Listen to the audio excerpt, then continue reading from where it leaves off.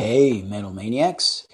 This is Daniel Gallar of Veil of Deception, and you're listening to Dave Softees Metal Meltdown on Metal Messiah Radio. Don't forget to blow your speakers. Cheers.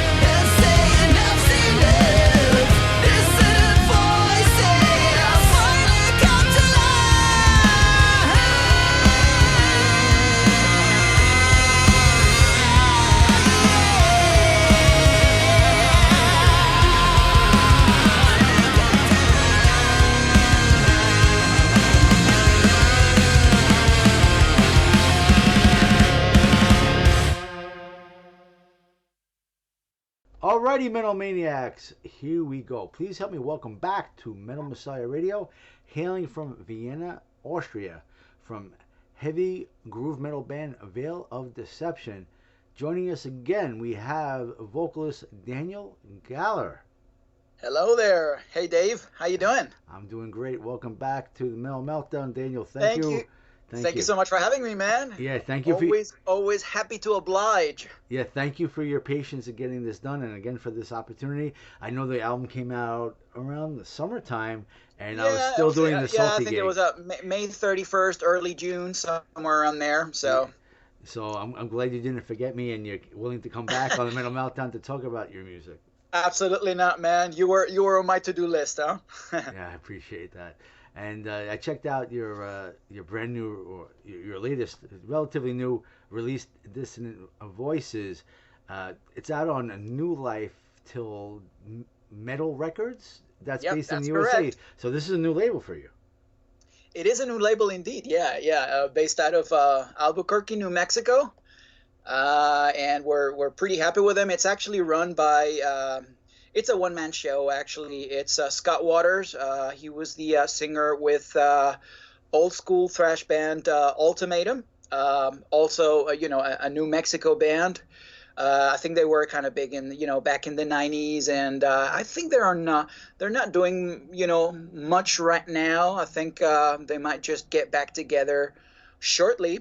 But anyway, so Scott Waters, I mean, he's had his website No Life Till Metal for many years now, and that's how I came in contact with him, because I think the guy, I mean, he has like, one of the biggest metal collections in the world, right? And he's even been featured in documentaries and stuff like that about like collectionists.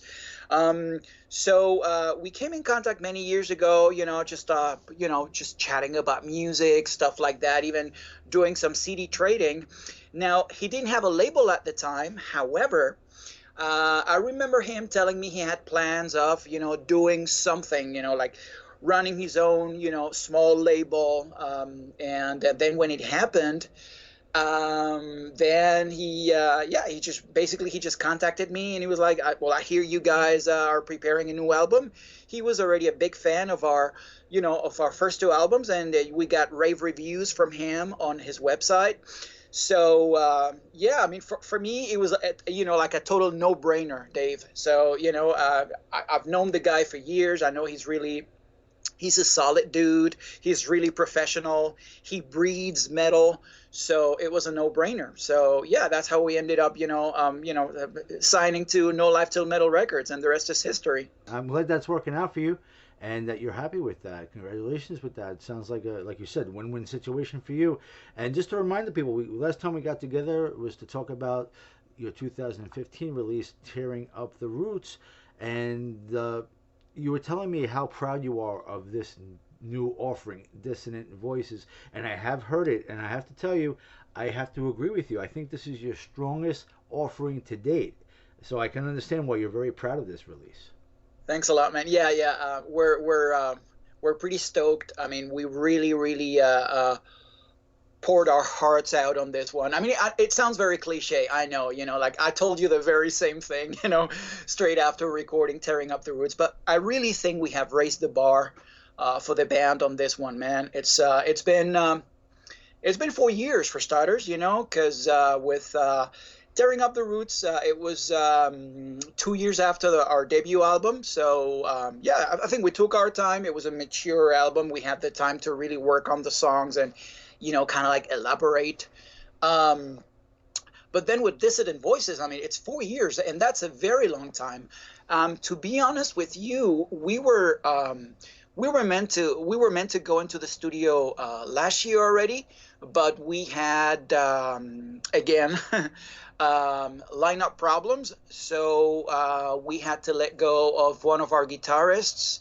So we were like, you know what, let's take our time. Let's not rush things, because we want to, some of the songs that we had, we were actually not 100% happy. So actually we trashed some of them, and we started, writing new songs.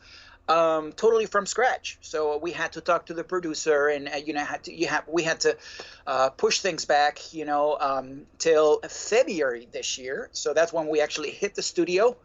But then in the end, when you listen to the album, and you get this feeling that it was worth all the while. It was worth the wait, it was worth the effort, and it was worth everyone's patience as well. So in the end, I'm really happy that it all turned out so well. So, but it's 4 years. It's a long time, but all right. So that's great to know that you're really happy with this offering. And like you said, 4 years. It could be a long time with a band, and you mentioned about some lineup changes. So could you please tell us what lineup changes have been made and who is currently part of Veil of Deception? Right. So actually, the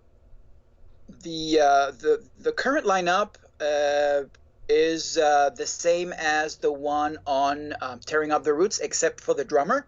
Okay. So I think last time we spoke, we already had Chris Schober. We usually would just call him Chris. So Schober, yeah, we already had him back at the time last time we spoke. Although Tearing Up the Roots was with a different drummer, but we had to part ways with him. And then I think also last time we spoke, we had two guitarists. So when we last spoke, we were actually a 4-piece. Even though Tearing Up the Roots that was a 4-piece, but yeah, last time we spoke, we were a 5-piece. But then, I mean, in the end, it didn't work so well with, with the second guitarist that we had. We amicably parted ways. We had musical differences there that I think in the end could not be reconciled. I think it happens all the time. It happens. It's like I said, it sucks because it was shortly before we had to hit the studio. But hey, you know what? Stuff happens. So we were like, shall we try and get another guitarist? And we tried a couple people. It didn't work out either. I think we're kind of like jinxed with second guitarists. I don't know. I don't know what the problem is, because I think we're really down to earth and really easy to work with. But sometimes, if the chemistry is not there, I really don't think it's worth it.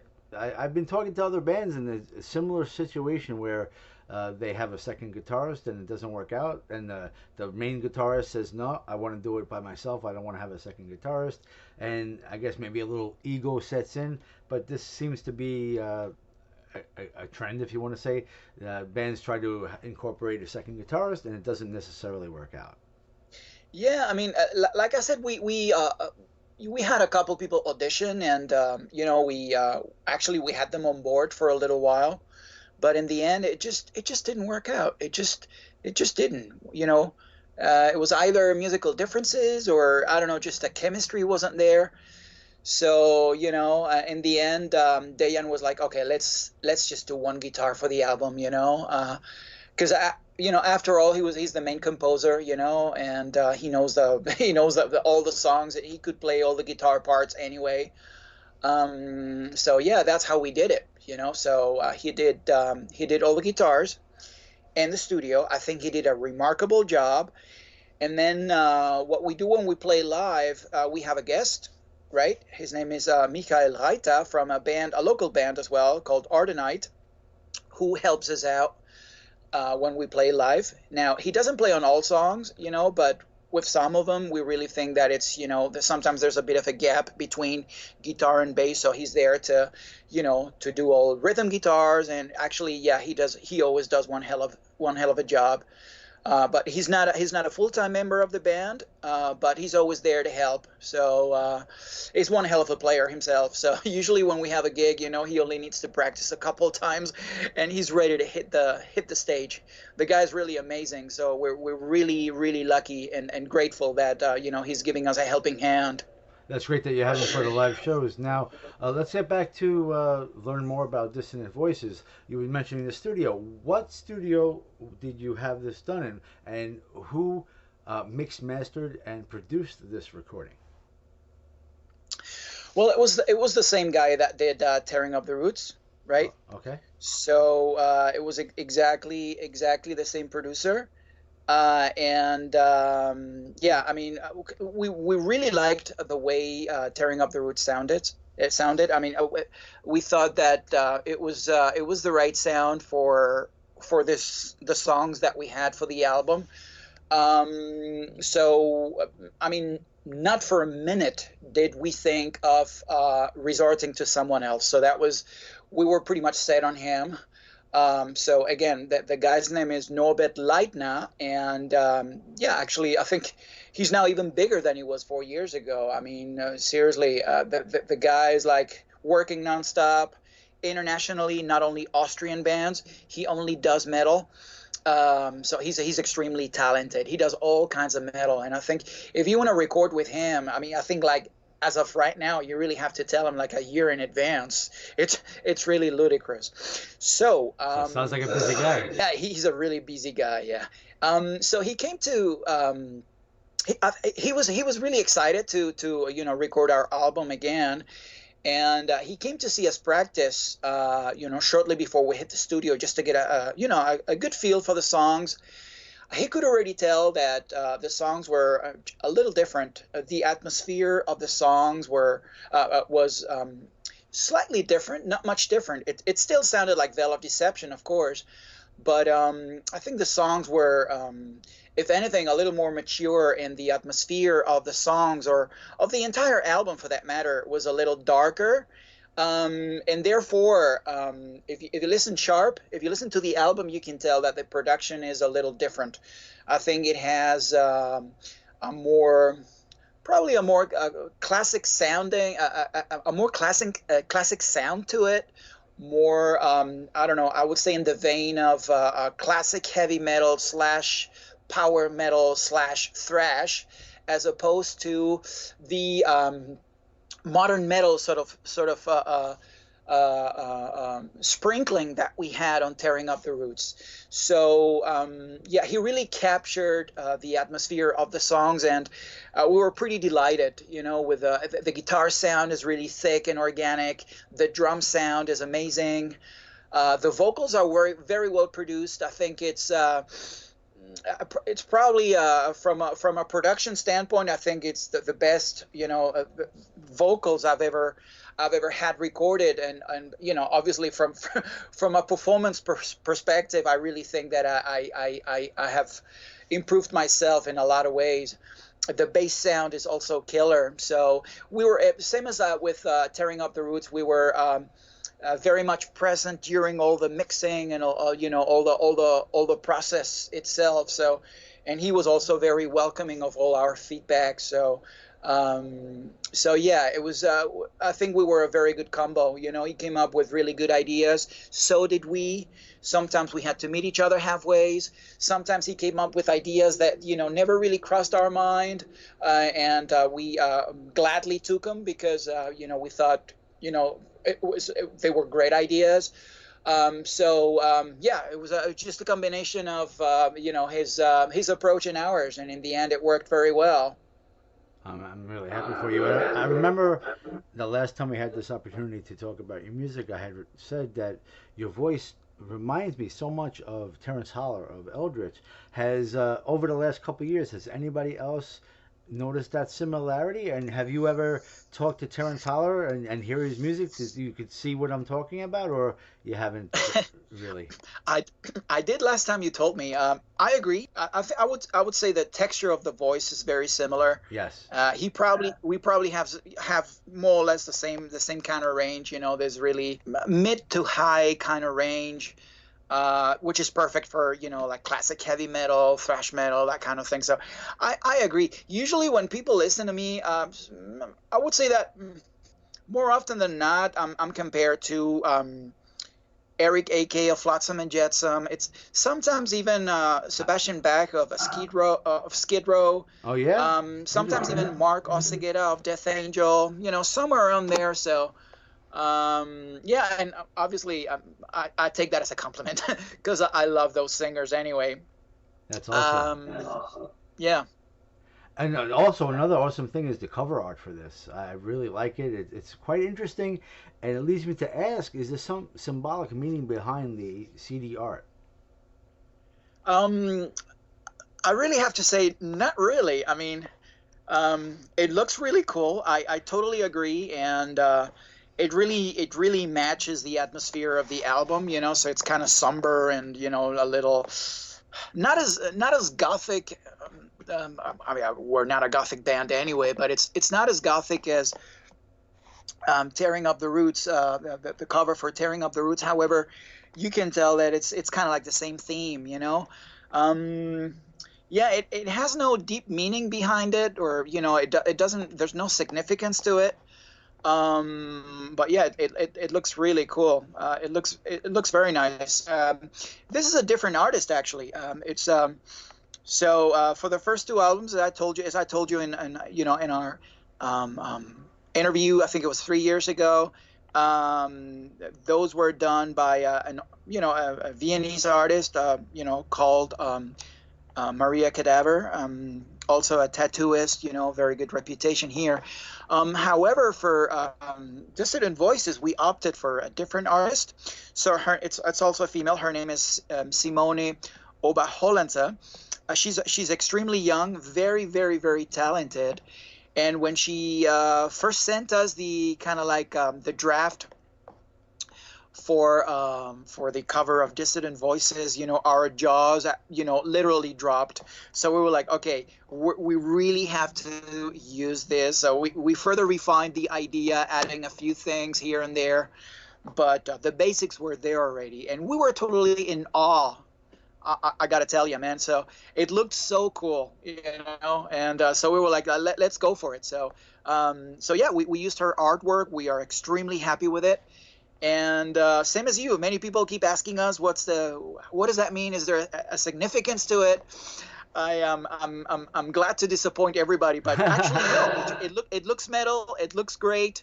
It kind of like matches, the whole persona that we have created for ourselves as a band. So hey, why not? We just took it and we're happy. It's great. It works great. And you mentioned about some shows earlier, and I'd like to catch the people up to speed. Now, I noticed on your Facebook that you have some past shows going on, and if you'd like to share with us some of your highlights of these past shows, we'd love to hear it. And if you have any shows coming up that you would like to spread the word on, we'd like to hear that as well. What's going on as far as touring for you? Well, we're not really a touring band. I mean, we have over the last few years we've played a lot in Vienna and across Austria. We've also played in other countries as well, neighboring countries more than anything, Just bear in mind that Austria is a very small country in the heart of Europe, so we are surrounded by like 8 or 9 other countries, and within 2 hours you're already in a different country, so that's a bit of an advantage. Yeah, we've done some really, really killer shows over the last few years. Some of the main highlights, well, we have supported, like really, at least for us, really big acts like Rage, Flotsam and Jetsam, Nervosa, who are now pretty big, all female thrash bands from Brazil, yeah. Really nice girls as well. Yeah, I mean, they're amazing. Their brand of thrash is really, really something else. Recently, we played with Skullfist, for example, who are one of the main new wave of traditional heavy metal bands, and they're doing an excellent job. We played with Visigoth as well, who are a band that I really, really like. Who else? I think that's... I mean, we played, like a couple, like fairly, I wouldn't say fairly, but, relatively big festivals, at least for us. And, we shared the stage with many, many bands, like Hyrax, for example, or Belphegor, or, quite a few of those, like, huge bill, big bands. So, yeah, we were so happy to partake in festivals like that, even though obviously we had to play really early. And yeah, so I remember there was this once, it was really, there was like a downpour, but still, we played in front of quite a few people who were just headbanging and, fist pumping. So it was worth all the while. So yeah, we've done some really, really good shows. And yeah, we're still trying to get more. For the remainder of the year, I don't think we're going to do much. For next year, I'm still I'm still trying to get gigs, so I'm working on that. Unfortunately, there's nothing confirmed. But yeah, hopefully very soon I will get news that I'll be more than happy to share on our Facebook page and on our web page as well. But as we speak, I'm working on that, so there will be news on that very, very soon. I appreciate you explaining that to us, and I wish you the best of luck in your future shows as well. And congratulations on your past performances. And I just want to give your Facebook and your website now. It's on Facebook. It's simply Veil of Deception, and it's veilofdeception.com. And there's a shop link there, /shop-merchandise. I want to give these links because one of the most important things of these interviews are to inform the fans and the listeners on how they could get merch to support the bands they love. So Veil of Deception, if you're a fan of Veil of Deception and you want to get the CD or any other merch, I would recommend going to the shop at the veilofdeception.com site, or you probably could even go on the Facebook. Where would you say would be the best place for the fans? And on top of that, what merch do you currently have available for them? Yeah, the best way to contact us, I would say either Facebook, through the fan page that we have, that, you just drop us a PM and we'll respond within the hour. We're very responsive. Also through the website. And again, we're pretty responsive. And yeah. What do we have available right now? But I think the first album is now sold out. I think it's been sold out for over a year now. Deception Unveiled. We were kind of thinking of having it repressed because a lot of people are actually asking us, hey, how can I get the first album? I checked out the debut album. How can I get a physical copy of it? And it sucks because we ran out. So yeah, we were thinking of just getting more pressed. So for now, it would be the Tearing Up the Roots and the Dissident Voices CDs. Those we have, we still have plenty of copies for everybody.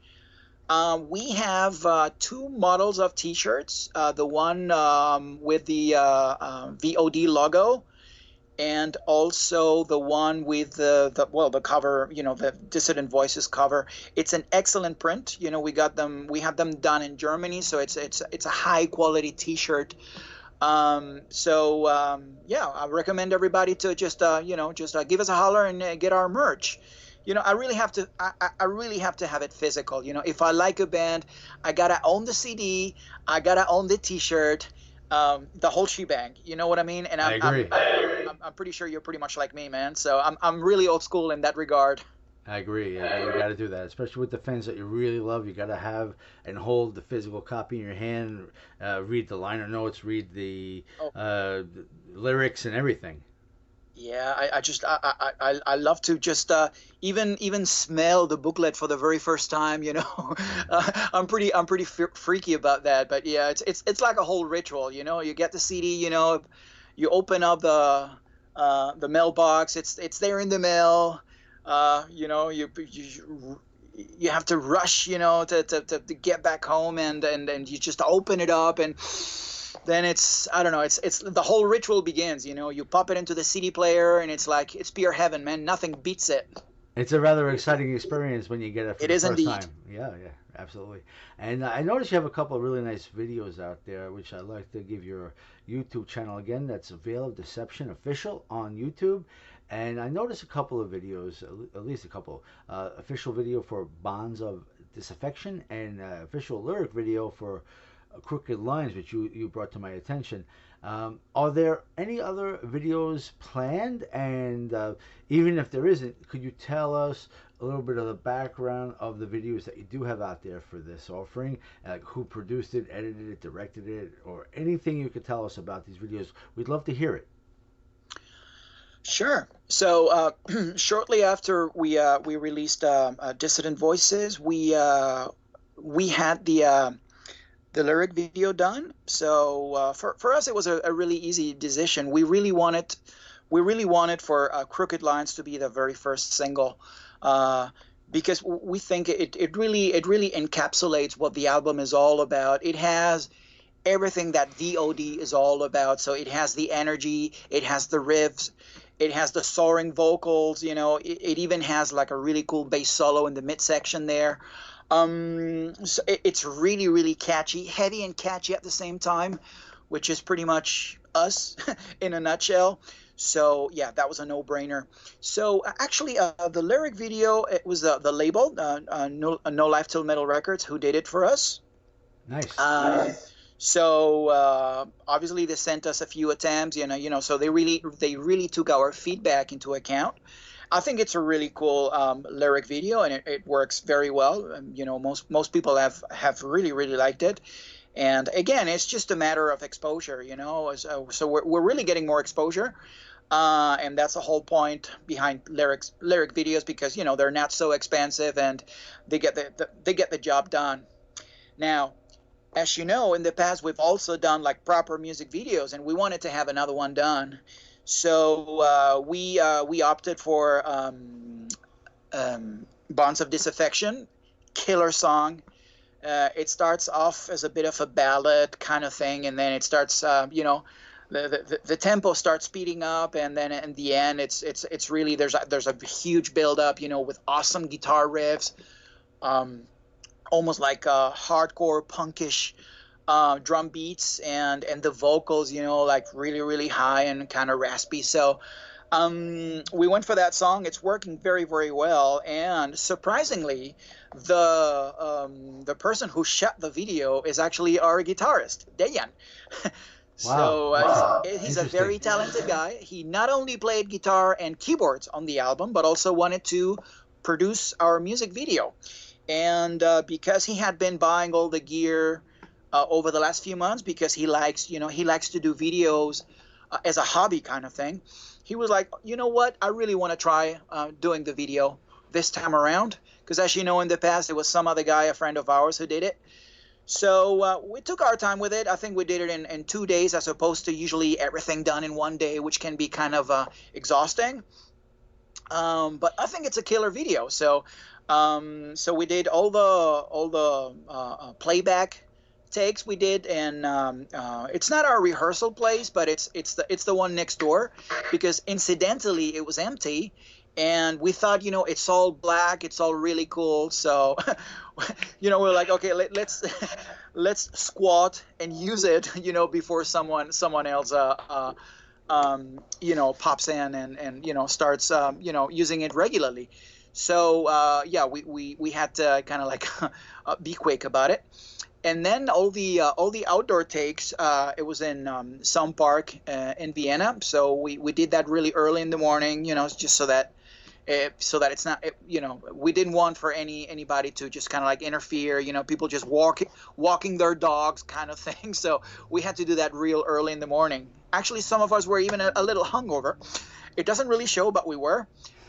Yeah, it's a great video, and I would say it's actually one of our best videos, to date. I would agree. Now, I want to ask you. I mean, the album is still relatively new. Came out, like you said, end of May, beginning of June. But what can we tell the fans out there that are listening of what they could expect next from Veil of Deception, and how do you feel about Veil of Deception now? As far as I feel your excitement about the band, and so I really appreciate talking with you about that, because I just by talking to you, I always feel your excitement. But for this release, I feel even more excitement from you. You're very proud of your accomplishments, and you sure am. And you you told me this offering you're really, really proud of it, as you should be. So what do you see next, or what is the next step for Veil of Deception? Oof, I really don't know. I mean, as long as we keep playing our music, with honesty and integrity, you know what? I really don't care. Yeah. I mean, some of us, we have like regular 9-to-5 jobs to hold down. We, some of us have families, so it's really not easy. So I think nowadays making metal music is about sacrifice more than anything else, and just personal fulfillment more than just getting recognitions. recognition, which is great, of course, but I think it's all about, just feeling good about yourself more than anything else.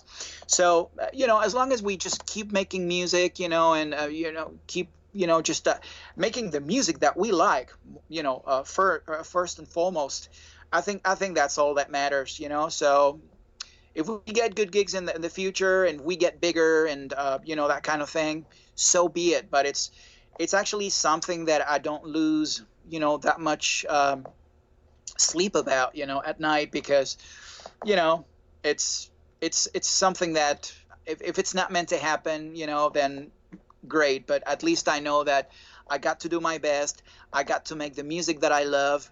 And and that's pretty much it. So to be honest with you, we don't really have, like big plans or anything like that. We'll just we'll let things happen naturally, and if we do get bigger, awesome. But if not, awesome as well, because we know that at least we know that we did our very best. I like your attitude about that. I appreciate that. And remind us what you do for your livelihood, what you're doing beyond the band. How do you make a living? Well, actually, my official title is I'm a sales engineer, so I sell a software for a company based out of Vienna, and that even involves, a fair bit of traveling. So, like I said, sometimes I'm on a really tight schedule, but still, I get to make the music that I like. Sometimes it's not easy, to organize everything. It requires a lot of planning. I also have a family, I have a good lady and a 12-year-old boy. So, it's not easy, but, it's all about, planning ahead, and obviously about, just doing what you love. And then you get to do everything because, you are prioritizing what's the most important thing in your life, right? Right. It sounds to me like you're living the life, that you're really happy where you are right now, which is very important. Yeah, well, I guess I can't complain. That's a good thing.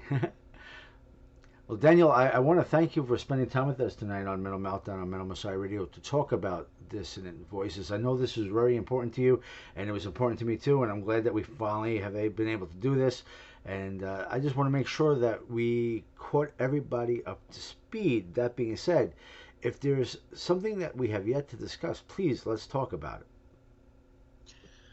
I don't think so. I think we have pretty much covered everything, Yeah, we always have a good flow. The album itself, the videos, and the merch, and whatever not. So basically, I just wanted to, well, first of all, thank you, Dave, as always, for your time, for your kindness, for reaching out to me, for being so flexible around this. It's really amazing, and what you're doing. Just for you to know, I'm a big fan. I usually tune in and listen to a lot of the interviews that you do, and I really like your approach. So keep doing what you're doing, because I think it's really, really important. You're supporting the underground more than anything, I appreciate that. So thank you so much for that. And for just the listeners out there, check out Veil of Deception. I think you won't be disappointed. There's so many elements to our music, so I think pretty much all metalheads would enjoy our music, whether that be, people are way into thrash metal or more like into more melodic stuff, because there's always a bit of everything that I think most people would find enjoyable in our music. And check out the videos as well. I think they're very well done, and I think they're great. If you can share the videos, that helps small bands a lot. It's not just the watching, and it's also about sharing. I think good music, whether it is by a big band or a small band, is meant to be shared, because music is a gift at the end of the day, right? So just share it with your friends, spread the word, and let's enjoy metal music all together. It's all about togetherness. It's all about the sense of communion. Very well said. And I find Veil of Deception music to be very original. Now, I did make the comparison in the vocal sound, but as far as the music, I don't think of any other bands when I'm listening to Veil of Deception. I find you to be very original, and it's definitely worth a listen to. If you're looking for something different than what you always listen to, check out the Veil of Deception music, and this particular release you're really going to be happy with. So check it out, Metal Maniacs. Dissident Voices. You got to give it a shot. I know you'll be very happy cranking up this music, and definitely see if you agree with me about the vocal styling. I mean, just I find it very. I don't hear that certain sound very often. Like you said, who you may hear in your style, but like I said, the Terrence Holler. It's just as soon as I hear your voice, I go, wait a second, I heard that voice somewhere before. But the music itself, your styling is totally different than anything I usually listen to. So I find it very original. So keep doing what you do, and I appreciate all your kind words. And I want to wish you and all of Veil of Deception a great what's left of 2019. The year is almost over, so I want to wish you happy holidays as well. That's going to be coming up, and just know you always will have a home here. So keep in touch with us here, and we're all about the underground. You got that right on the nail. Yeah, that's what big time. That's what we're here to do. Got to support big time, man. We got to support the underground. So I appreciate you coming back on the show to help me support you and help support the underground. And I wish you the best of success.